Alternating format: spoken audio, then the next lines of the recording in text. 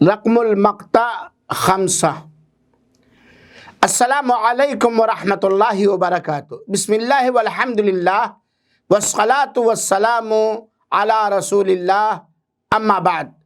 ماہ رمضان میں عمرہ کرنا۔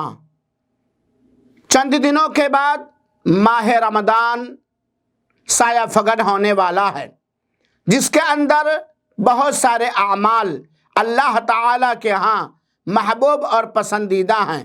انہی میں سے ایک خصوصی عمل ماہ رمضان کا عمرہ ہے۔ اللہ کے رسول اکرم صلی اللہ علیہ وسلم نے ایک موقع پر ایک انصاریہ صحابیہ جن کا نام سنان ہے، کہا آپ کو میرے ساتھ حج کرنے سے کس چیز نے روک دیا؟ اے سنان، کیا وجہ رہی کہ آپ ہمارے ساتھ حج پہ نہیں گئے؟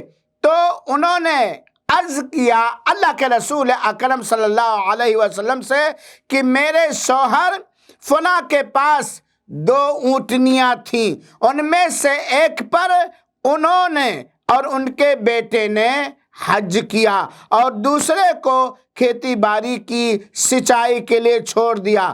تو آپ صلی اللہ علیہ وسلم نے فرمایا، رمضان میں کیا گیا عمرہ حج کے برابر ہے، اور ایک روایت میں ہے ہمارے ساتھ حج کے برابر ہے۔ یہ صحیح بخاری کی روایت ہے۔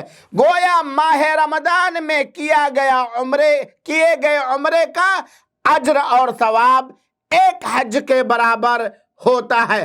اب اگر کسی شخص کو توفیق ملے ماہ رمضان میں 3 عمرہ کرنے کا، 4 عمرہ کرنے کا، سنت نبوی کے مطابق اخلاص نیت کے ساتھ مال حلال سے، تو گویا وہ 4 حج کر چکا۔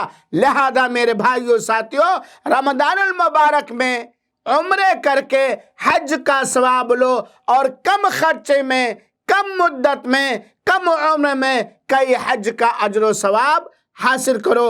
اللہ تعالی ہم سب کو توفیق عطا فرمائے، آمین۔